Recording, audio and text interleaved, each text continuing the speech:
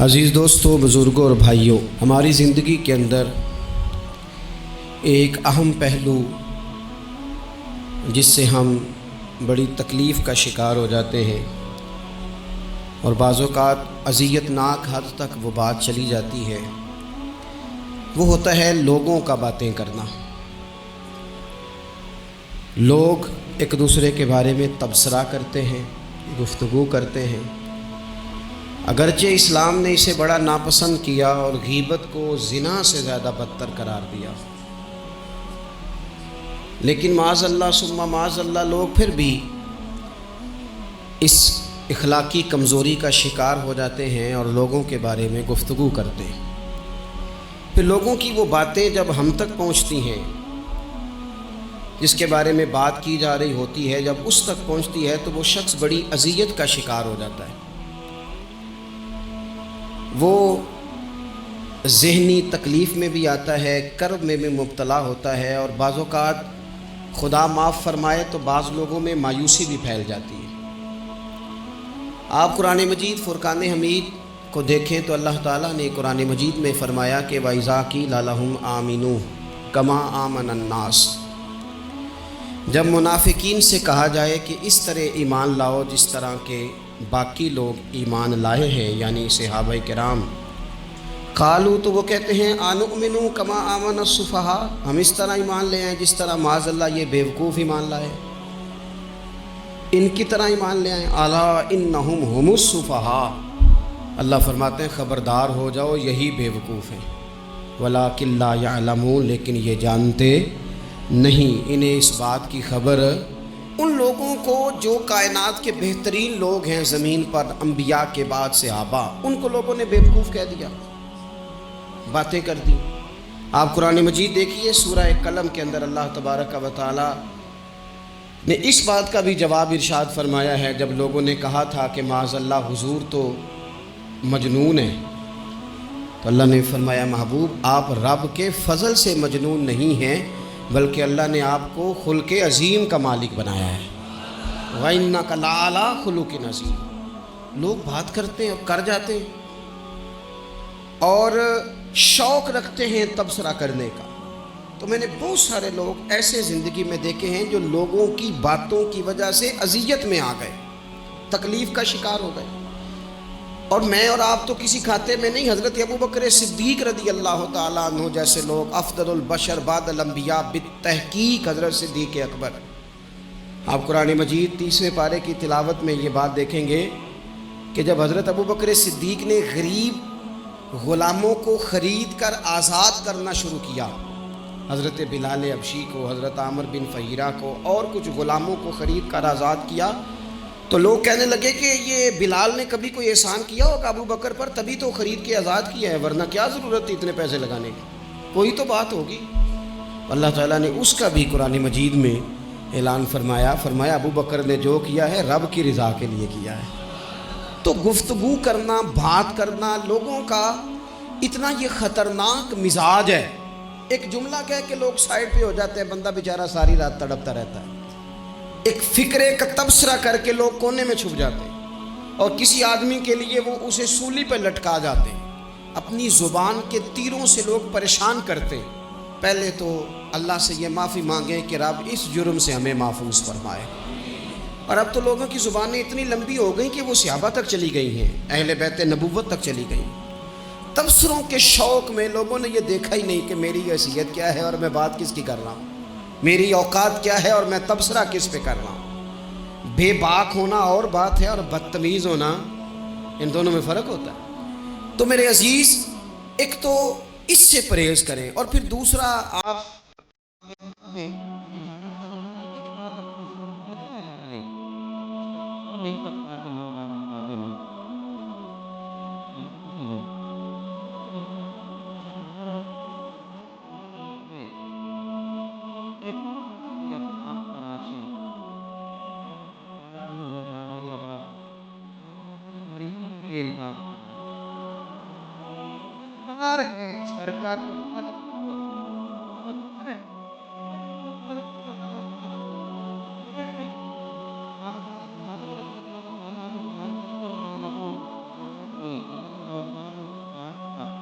حضرت امام جعفر صادق رضی اللہ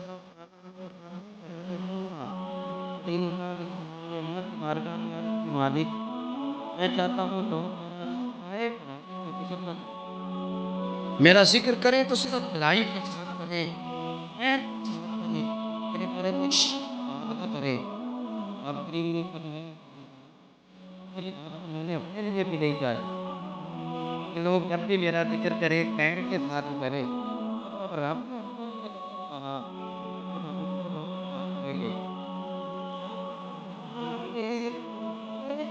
یہ تو کریں گے. اب ہوتا کیا ہے، ہم اس کا نفسیاتی اثر لیتے ہیں، ہم اس کا اثر لیتے ہیں. میں اکثر کہتا ہوں سارے لوگ ہی کانوں کے کچے ہوتے ہیں، کچھ تھوڑے زیادہ ہوتے ہیں، کچھ تھوڑے کم ہوتے ہیں. اور بعض لوگ کہتے ہیں اتنے لوگ فلانے بندے کی بات مانتے ہیں. تو میں نے کہا دنیا میں تو آج بھی کافر زیادہ ہیں، کافر زیادہ ہیں، شیطان کے پیروکار آج بھی. تو زیادہ ہونا کوئی حق کی دلیل ہے ہمیشہ؟ یہ کیا بات ہوئی کہ فلانے کی اتنے لوگ بات مانتے ہیں؟ یہاں تو میں نے یہ دیکھا ہے اس معاشرے میں کہ جھوٹے سے جھوٹا آدمی اس کے بھی فالور ہوتے ہیں، دغے باز سے دغے باز بندہ اس کے بھی، گویوں کے فالور، اداکاروں کے فالور، فلانے کے فالور. اس کا یہ تو بھائی انسان کا مزاج ہے، ہر بندہ کانوں کا کچا ہے، کوئی تھوڑا زیادہ کچا ہے، کوئی تھوڑا کم کچا ہے. تو باتیں تو ہوگی، لوگ منہ میں زبان رکھتے ہیں تو گفتگو تو کریں گے. اب یہ اثر لینے والے پہ ہے کہ وہ اس کا اثر کس طرح کا لیتا ہے. ہمارے ہاں بڑے بڑے سمجھدار لوگ نفسیاتی ہو جاتے ہیں، بڑی بڑی سمجھدار خواتین نفسیاتی ہو جاتی ہیں. میری ساس باتیں کرتی ہے، میری نند باتیں کرتی ہے، مجھے فلانا باتیں کرتا ہے، مجھے فلانا. بھائی باتیں جس کے منہ میں زبان ہے اس نے بات تو کرنی ہے. اب آپ نے کیوں یہ دعویٰ کر لیا ہے کہ آپ اتنے اونچے چلے جائیں کہ آپ کو بات ہی کوئی نہ کرے؟ کیا حرج ہے اس میں؟ اگر کوئی آپ کو بات کر دے تو کیا ہے، ہم کسی نے کر لی تو پھر کیا ہوا؟ اس کا اتنا اثر قبول کرنا کہ ساری رات سونا ہی نہ، پریشان ہو جانا. اور بعض لوگ ایسے ہیں جنہیں اتنی باتیں نہیں ہوتی جتنی انہیں ٹینشن ہوتی ہے. یعنی وہ دو بندے کونے میں کھڑے ہیں تو میری ہی بات کر رہے ہیں. اور بھائی تو اتنا اہم نہیں ہے، انہیں کوئی اور کام بھی ہو سکتا ہے، تیری بات ہی انہوں نے کرنی. بلا وجہ لوگ سمجھتے ہیں کہ میں بڑا اہم آدمی ہوں، وہاں بھی مجھ پہ تبصرہ ہو رہا ہے، یہاں بھی ہو رہا ہے. اس پہلو سے باہر آئیں، اس کمپلیکس سے نکل آئیں. ابن حزم کہتے ہیں کہ مصر میں ایک تاجر بڑا کامیاب ہو گیا تھا، بڑا کامیاب تاجر ہو گیا. تو زندگی میں جتنے لوگ بھی کامیاب ہوتے ہیں ان سے حسد ہوتا ہے، اس سے بھی اس کے ارد گرد کے لوگوں نے حسد شروع کیا.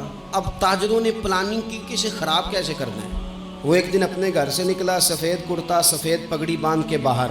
اب 5-6 لوگوں نے پہلے سے منصوبہ بندی کی ہوئی تھی. ایک صاحب اسے ملے، کہنے لگے ماشاءاللہ آج تو سفید کرتے پر سبز امامہ، سبز پگڑی بڑی ہی اچھی لگ رہی ہے. تو وہ ہنس کے کہنے لگا لگتا ہے آپ سو کے اٹھ کے آئے ہیں، پگڑی تو میری سفید ہے. اس نے کہا چلو پگڑی تو سبز ہی ہے، باقی آپ نہیں مانتے تو آپ کی مرضی. وہ آگے بڑھا. تو اب کیونکہ پلاننگ تھی تو ایک شخص اور ملا. اس نے کہا کیا بات ہے، سفید کرتے پر آپ کا پیلے رنگ کا امامہ کیا جچتا ہے. اس نے کہا یار تو خدا کا خوف کر.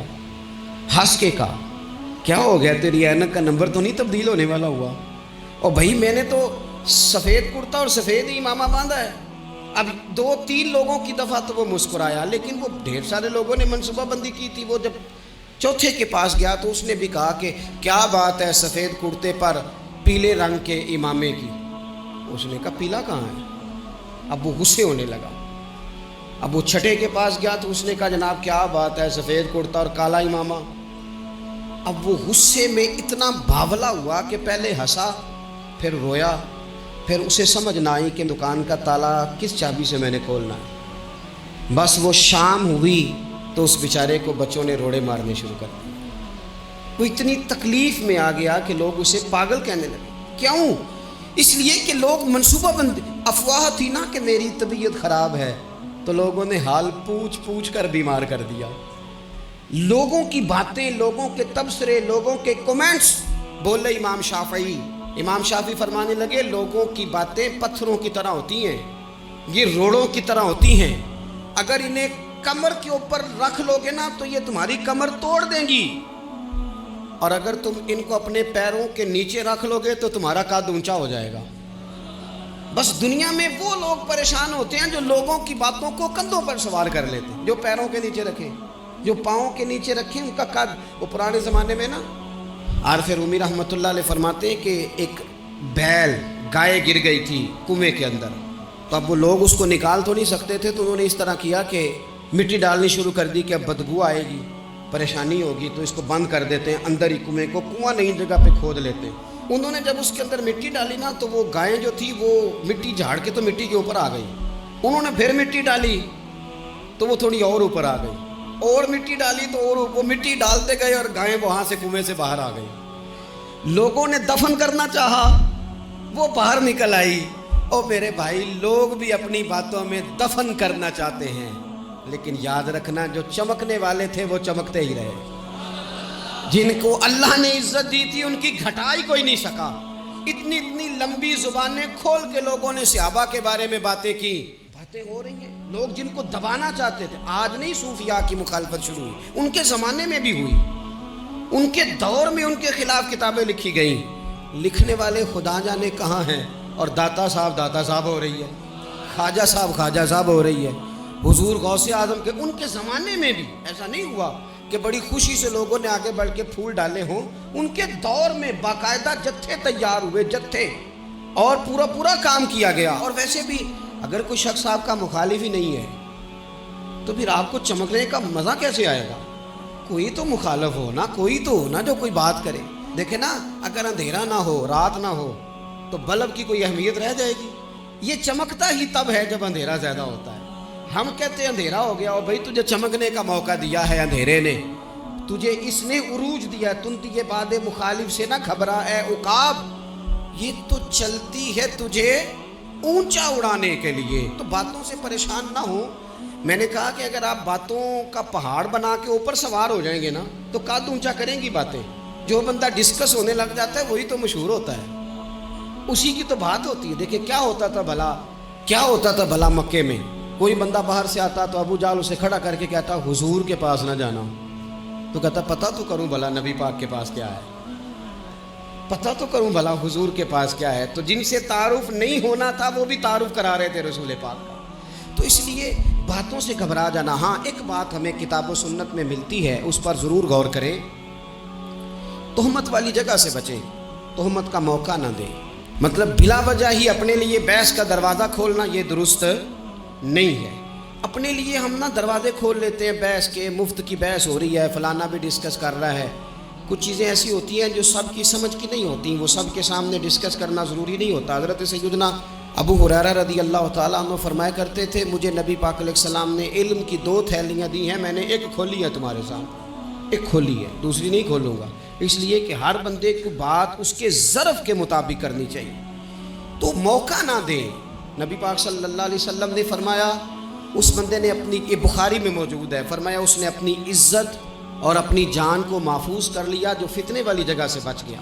جہاں تہمت لگ سکتی ہے اس جگہ سے بچیں، جان بوجھ کے لوگوں کو موقع نہ دیں باتیں کرنے کا، جان بوجھ کے موقع نہ دیں۔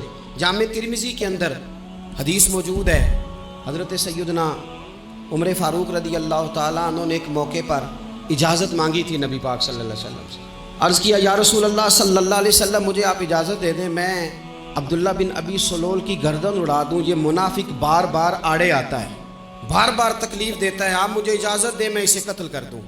اب وہ چونکہ کلمہ پڑھتا تھا، ساتھ تو رہتا ہی تھا نا، بہت سارے لوگ اسے مسلمان جانتے تھے، تو حضرت سیدنا عمر فاروق رضی اللہ تعالیٰ عنہ نے اجازت چاہی کہ یا رسول اللہ صلی اللہ علیہ وسلم اگر آپ مجھے اجازت دے دیں، یہ ترمذی میں موجود ہے، یعنی آپ اس جگہ سے بچیں جہاں تہمت لگ سکتی ہے، جہاں بلا وجہ کسی شخص کو شر پھیلانے کا موقع مل سکتا ہے۔ یا رسول اللہ مجھے اجازت دے میں عبداللہ بن ابی سلول کی گردن اڑا دوں۔ نبی پاک صلی اللہ علیہ وسلم نے فرمایا کہ عمر اگر میں تمہیں ایسا کرنے کی اجازت دوں گا تو لوگ کہیں گے کہ اب اپنے قریبیوں کو انہوں نے مروانا شروع کر دیا ہے، ساتھ والوں کو ہی مروانا شروع، لوگ تو اسے مسلمان سمجھتے ہیں۔ تہمت والی جگہ سے، بلکہ بخاری شریف میں اسی طرز کا ایک اور پیغام بھی ہمارے لیے موجود ہے۔ یہ جو حرم شریف آج ہمارے سامنے ہے نا، بیت اللہ شریف، اس میں ایک پیچھے مقام ہے جس کو حتیم کہا جاتا ہے، یہ خانہ کعبہ کا حصہ ہے۔ حضور صلی اللہ علیہ وسلم کے اعلان نبوت سے پہلے جب قریش مکہ نے اسے تعمیر کیا نا دوبارہ سے، تو انہوں نے چندے کا کوئی اس طرح کا مزاج بنایا تھا کہ اس بندے سے پیسے لینے ہیں جس کے بالکل ہی جائز ہوں۔ اس ترتیب سے انہوں نے خانہ کعبہ کی تعمیر کی کہ پھر وہ ساری تعمیر نہ کر سکے، حتیم باہر رہ گیا۔ تو نبی پاک صلی اللہ علیہ وسلم نے ایک دن فرمایا، بخاری میں موجود ہے، حضور فرمانے لگے عائشہ اگر تمہاری قوم جاہلیت کے قریب نہ ہوتی، کیونکہ ابھی قریب جاہلیت چھوٹی ہے نا، ابھی لوگوں نے کلمہ پڑھنا شروع کیا ہے، فرمایا اگر یہ جاہلیت کے قریب نہ ہوتے تو میں کعبے کو انہی بنیادوں پر دوبارہ بنا دیتا جن بنیادوں پر حضرت ابراہیم علیہ السلام نے بنایا تھا۔